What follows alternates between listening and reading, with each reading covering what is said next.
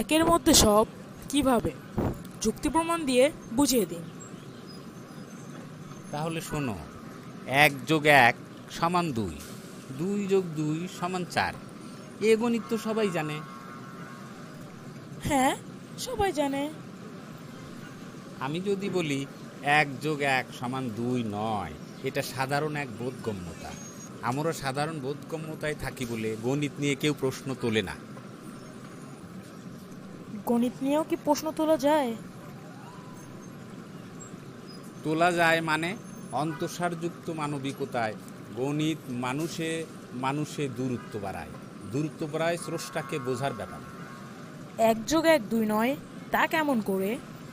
মনে করো একটা কলম, তার ভিতর থাকে কালি, লেখার ছিদ্রযুক্ত নিব আর ঢাকনা, আর এগুলোকে ভাঙলে অজস্র পার্টিকেল, আবার ওয়েভ। তুমি কি এমন একটা বস্তু দেখাতে পারবে যাকে এক বলা যায়? ধরুন একটা পাথর। পাথরকে ভাঙলেও সেই কণারও থাকবে মধ্যাকর্ষণ টান, মহাবিশ্বের সাথে তার সম্পর্কের গতি প্রকৃতি। তাহলে এক বলার মতো কোনো বস্তু তো পাওয়াই যাচ্ছে না। ঠিক তাই। তাই একক জানার যত চেষ্টা করবা, বাস্তবতায় এবং অতি বাস্তবতায় ততটাই সমৃদ্ধশালী হবা।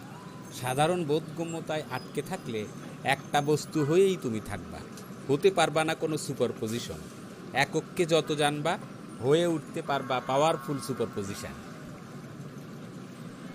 পাওয়ারফুল সুপারপজিশনে স্থান পাওয়া কতই না সফলতা।